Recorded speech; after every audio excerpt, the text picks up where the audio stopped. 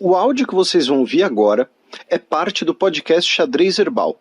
Caso vocês queiram ouvir mais sobre esse assunto e outros temas de política internacional, é só ir em xadrezherbal.com. Bem, passemos agora para o cheque, no qual eu e o Felipe daremos um giro pelo velho continente, além de repercutir as últimas atualizações da invasão russa à Ucrânia.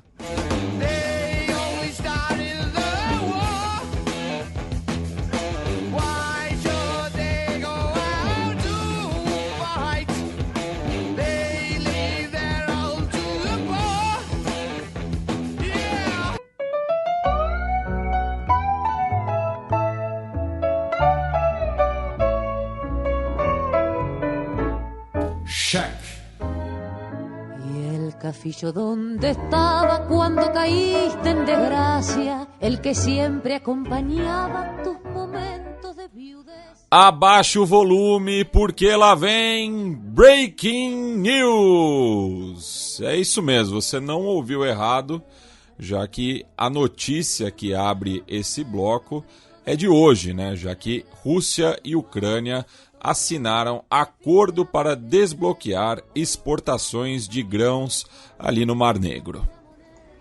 As negociações estavam ocorrendo na Turquia, né, em Istambul, com mediação tanto da Turquia quanto da ONU, né, inclusive tivemos a presença do secretário-geral Antônio Guterres no início das conversas. Rendeu o acordo que foi publicado hoje, tá? Calcula-se que 20 milhões de toneladas, né, de grãos, de cereais, estão retidos nos portos no Mar Negro. O ministro da Defesa da Rússia, o Sergei Shoigu, foi para Istambul hoje, né, para assinar o acordo pelo lado russo. Pelo lado ucraniano, quem assinou foi o ministro da Infraestrutura, o Oleksandr Kubrakov. Tá?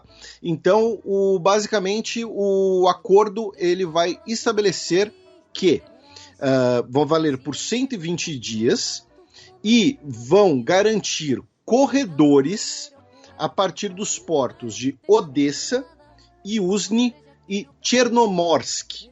Tá? Por que eu falo corredores? Né?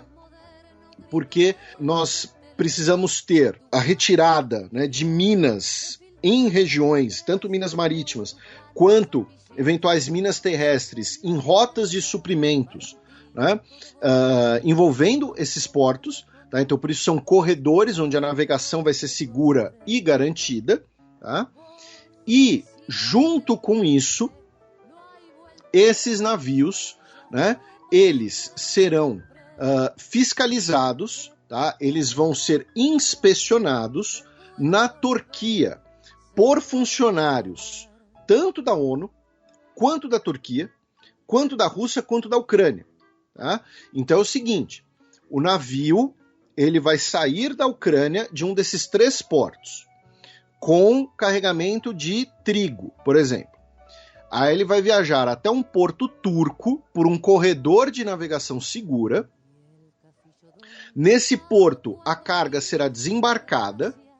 Ao desembarcar, ela será inspecionada e o navio, para voltar, também será inspecionado para que ele não volte, por exemplo, com carregamentos de armas. Tá? O Antônio Guterres também esteve presente. Muito provavelmente esse acordo não vai significar um total retorno ao normal. Porque, né, quando a gente fala normal, no cenário pré-guerra, o Mar Negro era um dos principais pontos de confluência, né, do mercado mundial de grãos, já que a Ucrânia e a Rússia não apenas são grandes produtores, mas também grandes exportadores. Então, por que não vai voltar ao normal? Primeiro, porque a produção está afetada pela guerra. Segundo, o número de portos é relativamente reduzido. E um desses portos, ele não é um porto de águas profundas, então ele não permite grandes cargas. Tá? Ao contrário do porto de Odessa, que é um porto natural. E terceiro, os gastos, né, de você desembarcar a carga, inspecionar tudo isso, vai impactar, vai influenciar no preço de alguma maneira. Né? Então você vai ter uma maior oferta de grãos comparado com os últimos meses, mas ainda não vai ser um retorno ao cenário pré-guerra. Então, alguns dos problemas, né, causados no comércio mundial de grãos, no suprimento mundial de grãos, causados pela guerra, ainda vão se manter, vai diminuir os impactos. Mas o fato é, temos esse acordo, é um passo bastante importante, o Antônio Guterres também esteve presente, e, detalhe, o Shoigu da Rússia e o ministro ucraniano não se cumprimentaram, tá? Não apertaram as mãos, nem nada. Inclusive, ambos deixaram claro em declarações que isso não significava uma trégua, não significava um fim da guerra, nada disso, tá? Aí entra uma outra questão que vai ser interessante de ver como é que vai ser, que é, essas exportações, elas renderão divisas para a Ucrânia.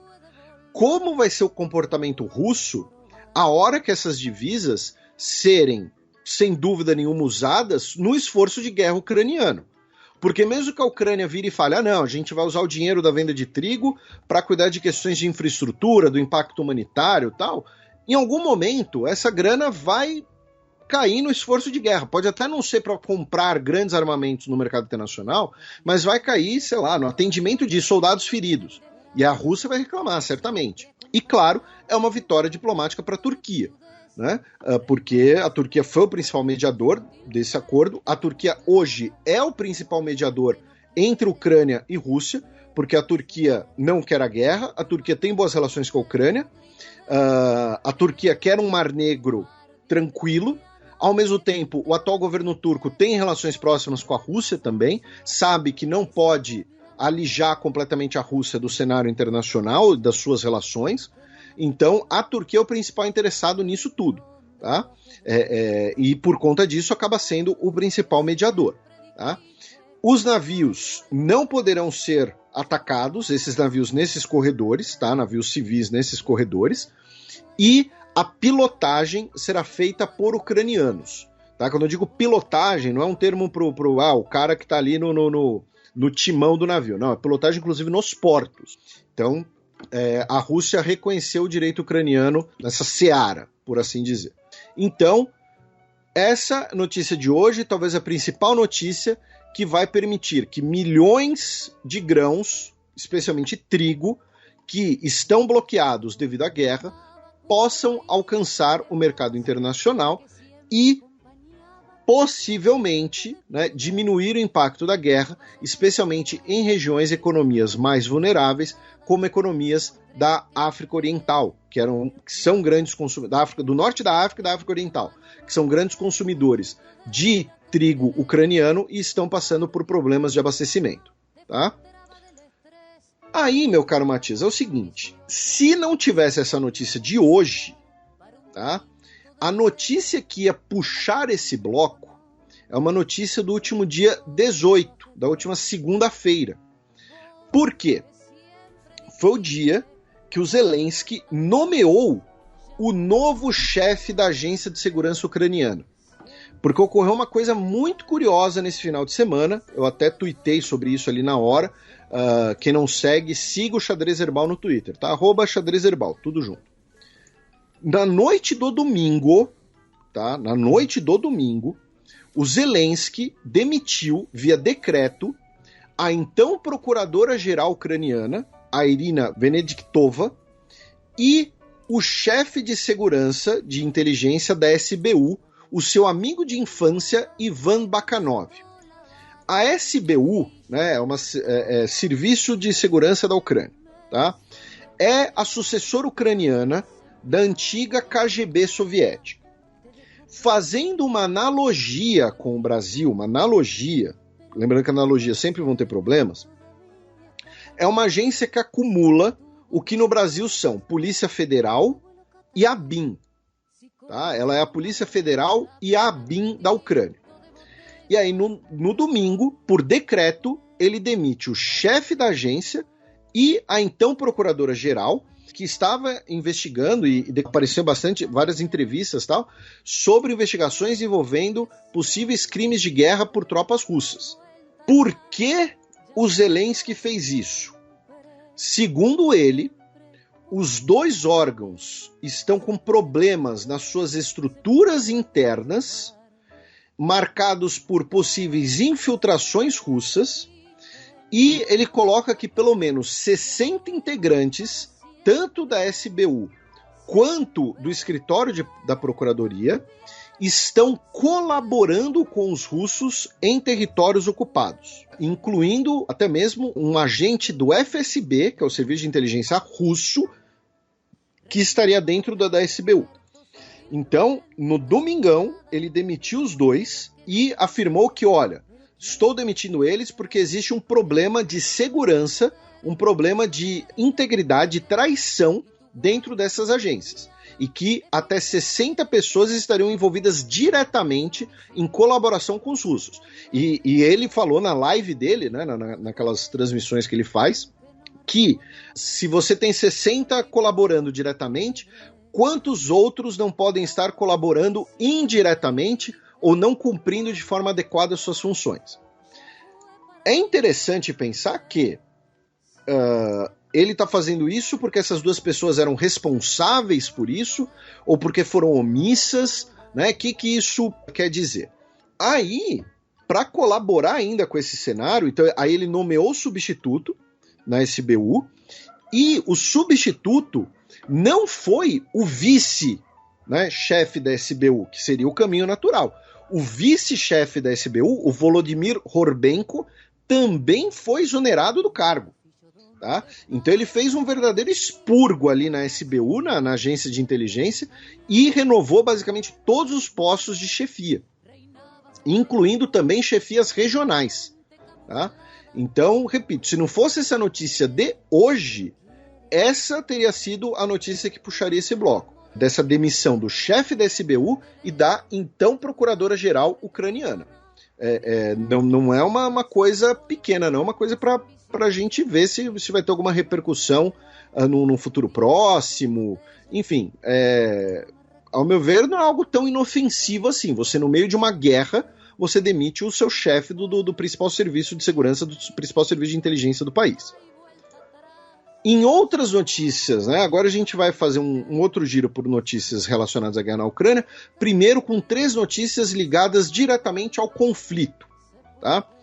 A primeira delas é que a Ucrânia acusa a Rússia, tá? Acusou a Rússia no último final de semana de ter colocado lançadores de mísseis na usina nuclear de Zaporizhia, que fica no sul da Ucrânia, que é a maior usina nuclear, o maior complexo de usinas nucleares da Europa. Tá?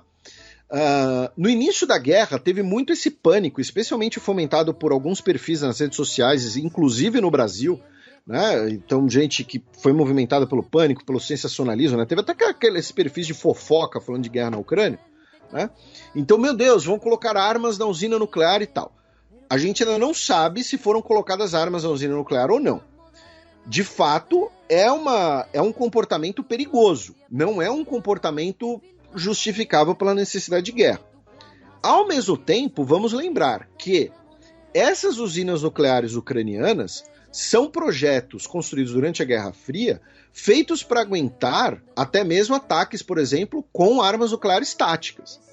Então não é que se você estourar ali uma bombinha de festa junina, você corre o risco de criar uma destruição nuclear. É importante colocar isso, que você tem uma estrutura bem sólida, né, no complexo de Zaporizhia. Então é um comportamento perigoso você colocar armamentos ali diretamente no complexo e sem muita justificativa?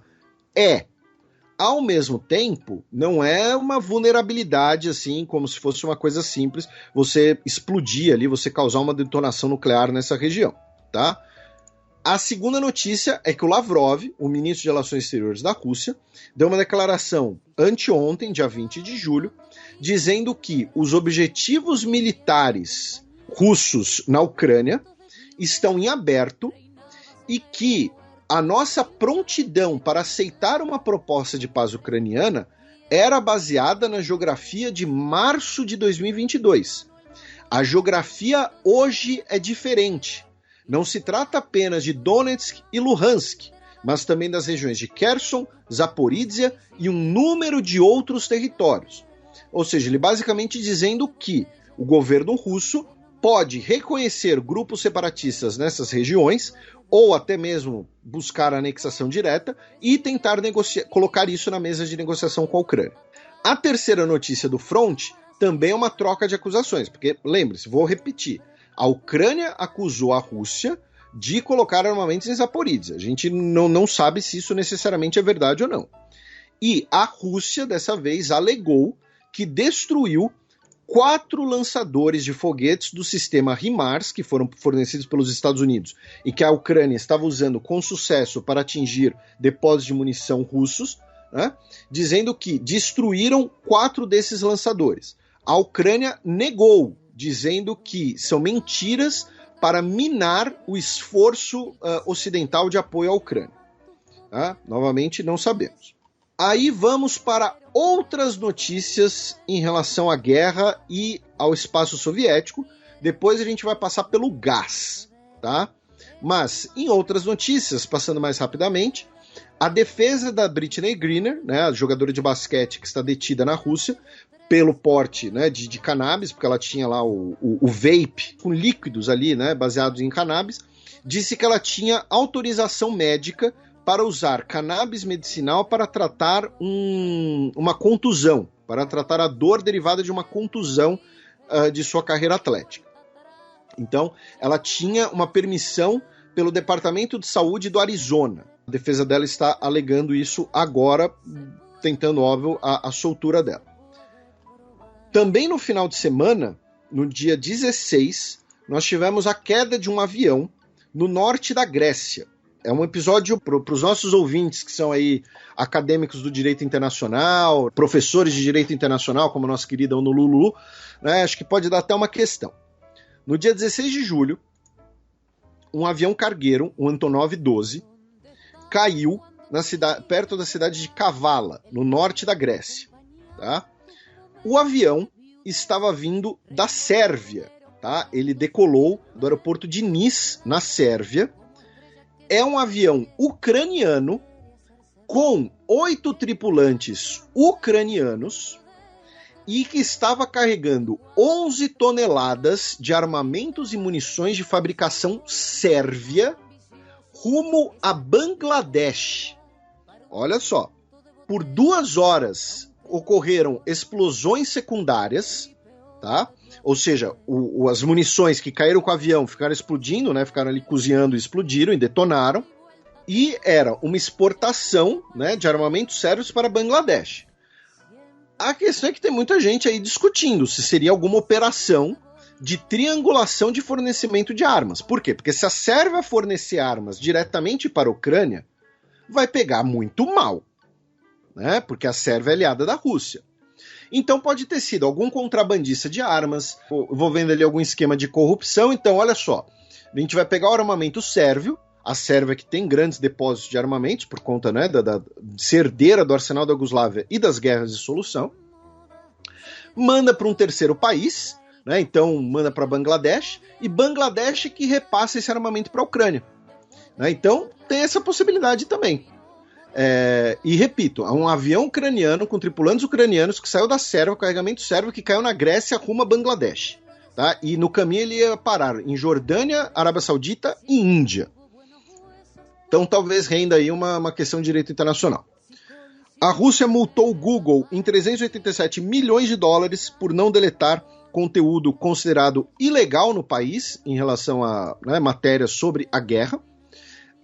O Erdogan voltou a ameaçar, né, a bloquear a adesão de Suécia e Finlândia à OTAN, lembrando que a Câmara dos Deputados dos Estados Unidos barrou a eventual exportação de mais F-16 para a Turquia. É possível que as duas coisas estejam ligadas, porém hoje, depois do processo de adesão iniciado, eu já não sei qual seria o poder do executivo turco. O que pode acontecer é o parlamento turco demorar a aprovar a ascensão. Agora, o executivo turco, eu não sei quais seriam as possibilidades hoje, né, do executivo turco nesse processo.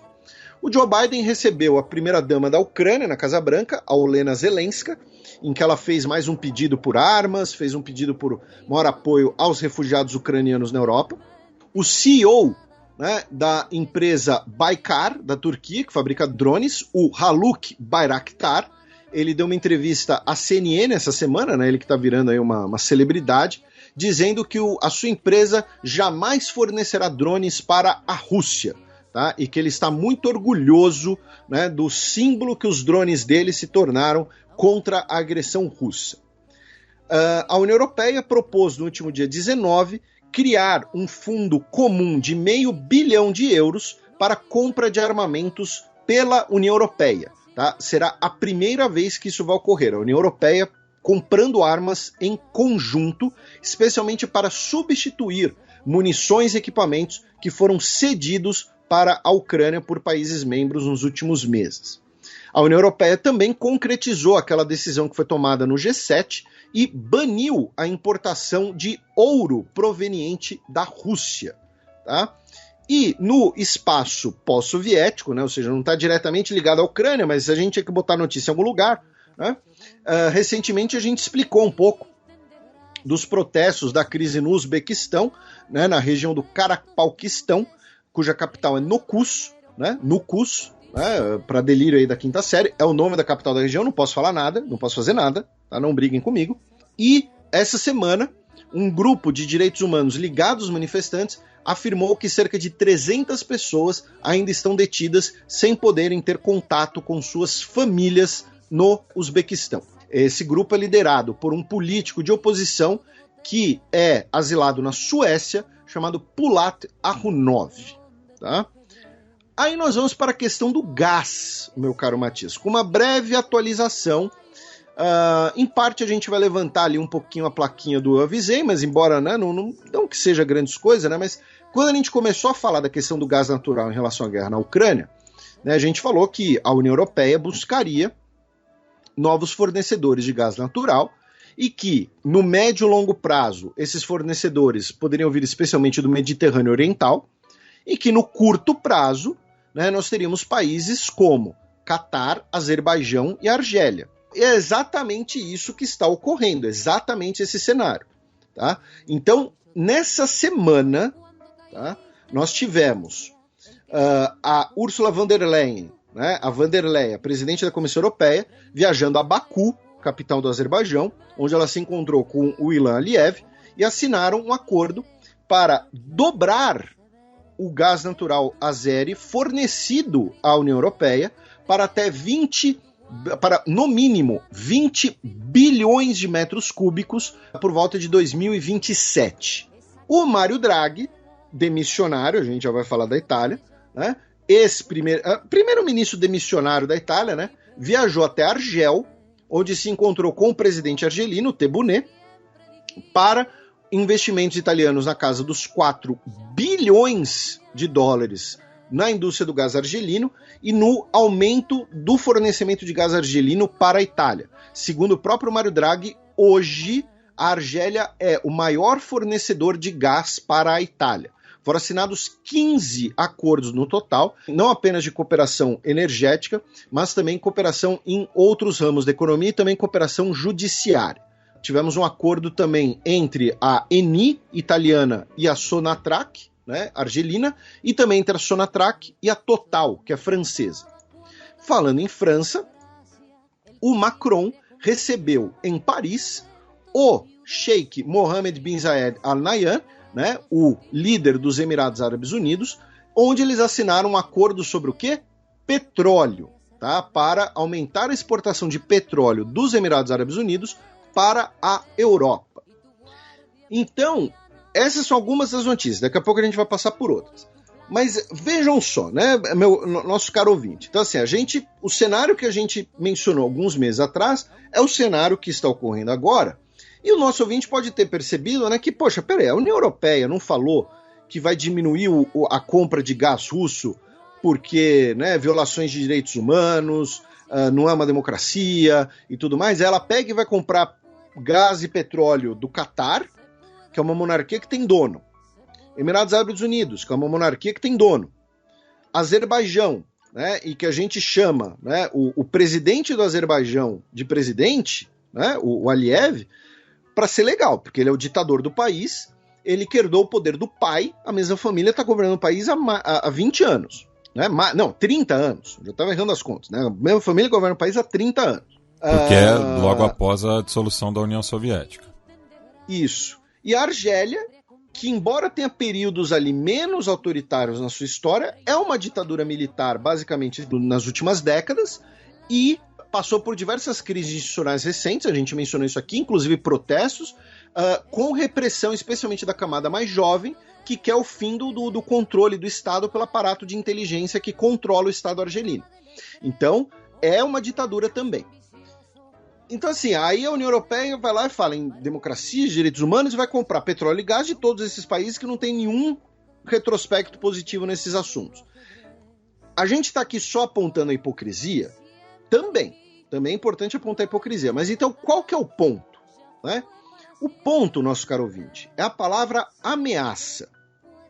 Porque, na real, a questão é que é o seguinte, a Rússia, quando ela vende gás para a União Europeia, e usa esse dinheiro para manter uma máquina militar de uma potência nuclear, a maior potência nuclear do mundo, e uma potência em diversos outros ramos do campo bélico, como tecnologias de mísseis e submarinos, ela é uma potencial ameaça para a Europa.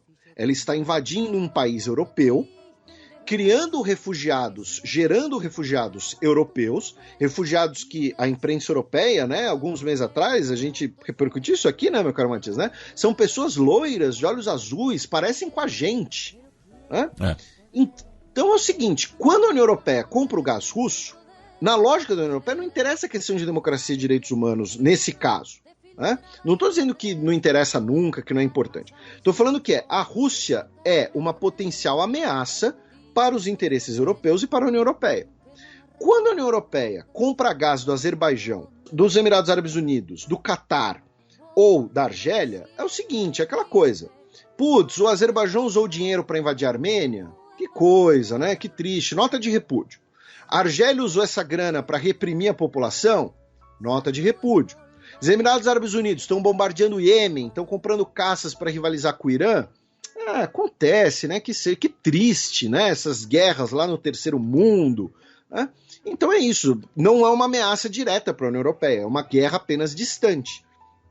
Inclusive a própria von der Leyen, né? A própria Vanderleia, né? Ela critica a Rússia por usar as suas exportações energéticas como armas, por dois motivos. Um deles é pela chantagem, né? Que a gente vai entrar agora, mas também pela questão de ter o gás como um elemento do seu poderio internacional.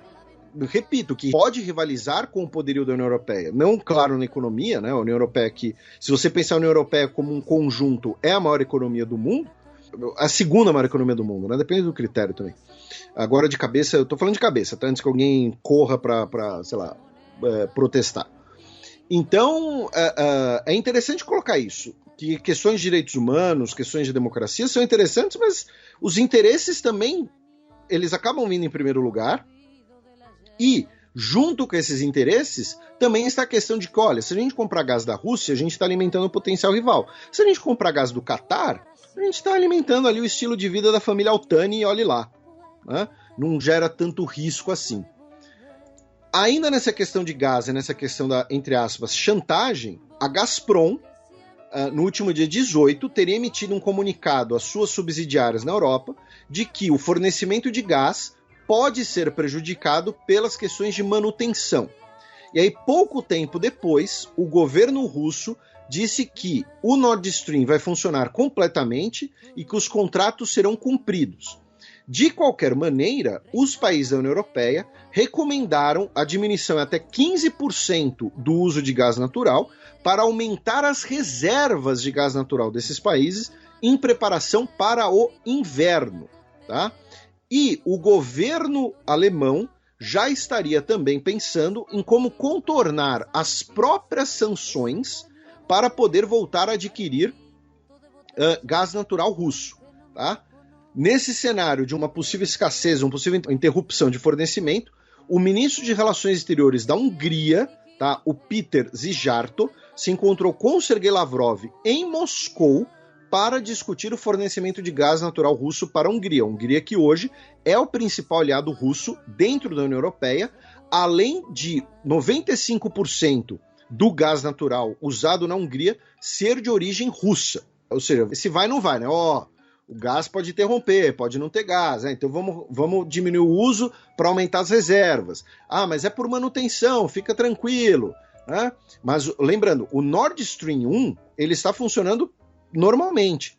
O projeto que foi suspenso foi do Nord Stream 2. Tá? O gasoduto do Nord Stream 1 funciona normalmente com a Rússia fornecendo gás para a União Europeia e a União Europeia pagando. Tá? Da Ucrânia, a gente vai fazer o nosso giro europeu, começando, né, a nossa primeira parada ali vai ser pelos Balcãs, já que o governo da Croácia não autorizou uma visita do presidente da Sérvia, o Aleksandar Vučić, ao campo imemorial de Jasenovac. Lembrando, o campo de Jasenovac, né, ele foi o único campo de extermínio durante a Segunda Guerra Mundial não operado pelos alemães. Foi um campo de extermínio operado pela Ustaše fascista croata. A gente fala um pouco dessas questões nos nossos vários Fronteiras Invisíveis, né? A gente tem Fronteiras Invisíveis sobre a Sérvia, um sobre a Iugoslávia e sobre a Croácia, né? Com o nosso querido Bruno Simões, inclusive. Então, a Ustaše foi um grupo fascista colaboracionista croata durante a Segunda Guerra Mundial. Até hoje existem muitos admiradores da Ustaše na Croácia, né, no nacionalismo croata, e o presidente da Sérvia queria visitar o campo. Por quê? Porque a maioria das vítimas desse campo foram sérvios, e como uma maneira, entre aspas, de equilibrar na retórica populista sérvia as recentes cerimônias que nós tivemos por Srebrenica, na Bósnia, quando os sérvios foram os criminosos, né, e não as vítimas. E aí a Croácia recusou essa visita, tá? Dizendo que, como o governo croata não foi notificado formalmente, a visita era inaceitável, porque seria uma visita pessoal, seria uma visita particular do presidente da Sérvia. Tá? Então, uma pequena rusga aí entre os dois países. A gente cruza o Adriático e vamos para a Itália, onde teremos o quê? Novas eleições, né? No final de setembro. Né? Lembrando, Mattarella, na semana passada, não aceitou, né, a renúncia do Mário Draghi e falou, olha, você quer renunciar? Tá bom, então você vai ali perante o Senado e vai falar, olha, quero renunciar. E aí o pessoal vai votar. E aí, olha só, cara, a política italiana, ela consegue, assim, ela sempre consegue nos surpreender. É impressionante. Né? A gente brinca aqui sobre Itália, Espanha, Israel, nesses últimos anos, Bulgária, né, nesses últimos anos Bélgica. Também, mas assim... Oi? Bélgica. Mas assim, é que, por exemplo, o caso da Bulgária, né, é muito claro que é uma crise desse momento, desses anos. O caso italiano é impressionante, porque parece que fizeram um negócio de propósito para não funcionar. Quando eu digo o negócio, é o Estado italiano. Né? Porque, olha só, o Mário Draghi chegou no Senado e falou, eu quero renunciar. Aí nós tivemos um voto, né, dentro do Senado, e ele venceu o voto. Tá? A maioria dos presentes votou a favor dele. Só que notem o que eu disse, a maioria dos presentes. Né? Liga Nord, do Matteo Salvini, de extrema-direita. O Força Itália, do Berlusconi, também de direita. E o Movimento 5 Estrelas, que é aquele populismo, né, contra tudo isso que está aí, boicotaram a votação. Então, o que isso significa? Que no Senado, a maioria dos presentes votou a favor do governo, tá, por 95 a 38, numa casa de 315, gente. Então, menos da metade votou a favor do governo. Então, na prática, o cara falou, quero renunciar, não vota em mim. E aí todo mundo votou nele, mas quem não iria votar nele não estava nem presente.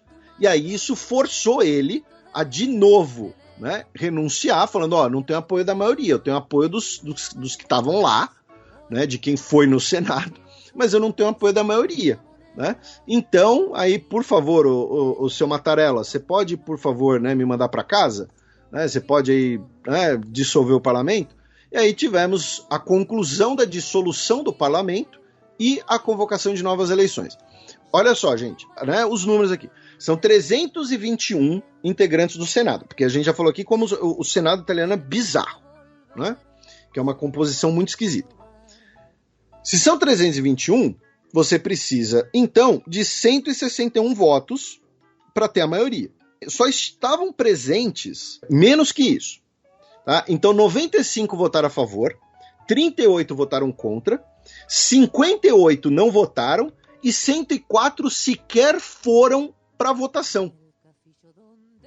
Então, olha só que louco, teve mais gente faltando do que gente votando. Então, óbvio que ele nunca ia ter a maioria do Senado. Então, ele passou no voto, mas na prática não. Então, olha só que bizarro. Enfim, aí, dissolvido, mais uma eleição na Itália, agora provavelmente em setembro. Lembrando que as pesquisas apontam o Forza Itália do Berlusconi em primeiro e o Partido Democrático do centro-esquerda em segundo nas pesquisas eleitorais. Então, previsível, infelizmente, né? Mas o fato é que dava para fazer de maneira mais tranquila, né, dona Itália? Falando em notícias da União Europeia, duas notícias. A primeira delas é que o parlamento da Macedônia do Norte aprovou no último dia 16 o acordo que foi assinado com a Bulgária, que gerou protestos dos nacionalistas norte-macedônios. Pelo acordo, né, o parlamento da Macedônia do Norte vai alterar a constituição do país para incorporar nele a proteção e o reconhecimento da minoria búlgara dentro do país. E, com isso, então, a Bulgária retira, né, as suas restrições a uma eventual ascensão da Macedônia do Norte à União Europeia. A Macedônia do Norte, né, que tinha o problema da disputa do nome com a Grécia, e tem uma população de minoria albanesa e também uma população de minoria búlgara dentro do seu território. E agora, com isso, Albânia e Macedônia do Norte foram oficializados, né, para as conversas de integração na União Europeia, tá? Numa cerimônia com a nossa querida von der Leyen, a presidente da Comissão Europeia. No caso de Macedônia do Norte e Albânia, tem o fato também de que os dois países têm essa comunidade em comum, né? Nós temos uma grande comunidade de origem albanesa dentro da Macedônia do Norte. Lembrando que diversas lideranças da Europa Ocidental já deram declarações de não apoiarem uma eventual ascensão albanesa à União Europeia. Sem falar explicitamente, mas pelo fato de ser um país, né, de maioria muçulmana. Tal qual a Turquia. E embora bem menor, né? Isso facilita. Inclusive o grande craque, né, da Turquia da Copa 2002 é de origem albanesa, né, o Hakan Şükür. Então, eu não sei se é uma negociação casada, mas eu diria que a Macedônia do Norte tem mais chances do que a Albânia. E a outra notícia é que o Banco Central Europeu aumentou sua taxa de juros em 0,5%, o primeiro aumento da taxa de juros em 11 anos, para tentar lidar com a inflação dentro da zona do euro. Agora nós vamos para o Reino Unido, né, com algumas breves notícias. A primeira delas é que o bisão selvagem vai ser reintroduzido no Reino Unido depois de 1000 anos. 3 bisões foram colocados numa área de preservação em Kent, tá? Depois, repito, de 1000 anos, e a ideia é colocar novos bisões selvagens ali. É o Wilder Blim Project. Tenho certeza que os nossos ouvintes de biologia, de zoologia, né, que lidam com ambientalismo, vão saber explicar um pouco melhor sobre isso. O fato é que o bisão foi extinto pela ação humana dentro das Ilhas Britânicas, né? Ele foi caçado até o extermínio, né? E agora foi reintroduzido pela primeira vez em 1000 anos. A segunda notícia é que foram revelados documentos de 98 e 99, de quando Tony Blair era o premier do Reino Unido, na qual ele teria feito lobby dentro do Kuwait para que o Kuwait comprasse armas britânicas, e usando o argumento de que o Kuwait deveria comprar armas britânicas como, entre aspas, pagamento, né, como gratidão pela Guerra do Golfo. Né? Então falou, vocês não vão comprar nossas armas? A gente ajudou vocês a bater no Saddam e vocês não vão comprar nossas armas? Então vocês têm que comprar nossas armas aqui e tal, pá. Né? Tony Blair, esse cara aí, sempre esclarecido. Também foram revelados documentos que diversos diplomatas de carreira avisaram o governo de que o acordo de imigração com Ruanda não seria produtivo para o Reino Unido e poderia gerar problemas para o país, inclusive pela falta de um clima de garantias aos direitos das pessoas que fossem deportadas para Ruanda. Repito, diversos diplomatas de carreira do Reino Unido alertaram contra esse possível acordo com Ruanda e isso foi vazado para a imprensa essa semana. Nessa semana também tivemos as últimas palavras de Boris Johnson como premier do Reino Unido. Tá? Ele que se despediu na quarta-feira no parlamento com uma salva de palmas parcial no parlamento. Por quê? Porque os trabalhistas não aplaudiram e a Theresa May também não aplaudiu ele. Tá? A Theresa May do Partido Conservador. E suas últimas palavras como primeiro-ministro do Reino Unido foram: missão amplamente cumprida. Hasta la vista, baby. Ele certamente assistiu Terminator. Ouvia o Ivan Zimmerman. E falar em missão amplamente cumprida é uma falta ali de... a autoestima do Boris Johnson deve estar lá em cima. Deve ser lá em cima, né? Então, e junto com isso, temos aí as eleições, né, para a liderança do Partido Conservador, consequentemente a liderança, né, o cargo de premier até o final do atual mandato, e os dois candidatos finais serão Rishi Sunak, o ex-ministro da Economia, né, o Chancellor do Exchequer, né, que é o tesoureiro, traduzindo literalmente, que é o ministro da Economia, que na quinta rodada de eleições entre os parlamentares, ele ficou com 137 votos, o que dá 38%, e em segundo lugar ficou a Liz Truss, com 113 votos, atual ministra de Relações Exteriores. Ela é, digamos assim, uma sucessora do Boris Johnson em alguns pontos, né, especialmente no ponto do Brexit. E da política externa, né? Isso. O Rishi Sunak já é um cara do Partido Conservador, mas que a gente até mencionou aqui. Ele também tem, muito provavelmente a eleição dele tem um propósito ali de angariar um eleitorado, que é um eleitorado conservador, mas que economicamente era contra o Brexit, e por isso muitos deles migraram para o Partido Liberal Democrata, que conseguiu seus melhores resultados aí em 10 anos, nas últimas eleições. Então, vão ser os dois candidatos finais. A Penny Mordaunt, que era a candidata da terceira via, digamos assim, a candidata considerada o nome mais técnico, foi eliminada, né, ficou com 105 votos, então ficou aí com 8 votos a menos do que a Liz Truss. Agora, os dois vencedores dessa prévia feita dentro da bancada do parlamento disputarão o voto dentro de todos os integrantes do Partido Conservador, né? Então, também é uma eleição interna, tá? Não é uma eleição geral. Então, vamos ver aí quem será o vencedor. O Rishi Sunak, que ficou em primeiro. Eu ainda não vi nenhuma pesquisa de votos apenas com os dois nomes, né? Eu vi apenas pesquisa de votos quando tinham vários nomes envolvidos. Também em relação ao Reino Unido, hoje, dia 22, programa recheado de notícias de hoje, a Comissão Europeia avisou que vai iniciar 4 procedimentos legais contra o Reino Unido pelo fato de que a Câmara, né, o Parlamento do Reino Unido, retirou algumas das regras do acordo pós-Brexit para a Irlanda do Norte, tá? Afirmando que o Reino Unido falhou em garantir o que eles mesmos assinaram e que não estão negociando em boa fé. Tá? Então iniciou uma ação judicial e isso certamente vai impactar no debate eleitoral do Reino Unido.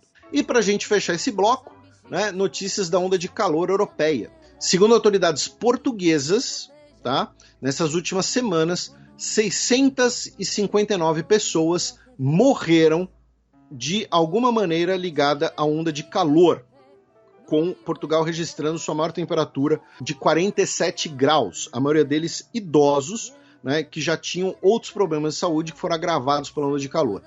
No mesmo dia, o Instituto de Saúde Carlos III da Espanha anunciou que 360 mortes ocorreram no país, agravadas ou decorrentes da onda de calor. Tá? Na França, 10 mil pessoas tiveram que ser retiradas de suas casas e o incêndio, né, que começou, que já dura aí basicamente uma semana, já devassou cerca de 11 mil hectares. Agora nós temos diversos focos de incêndios pela região do Mediterrâneo, em Portugal, Espanha, França, Grécia, Itália e Marrocos.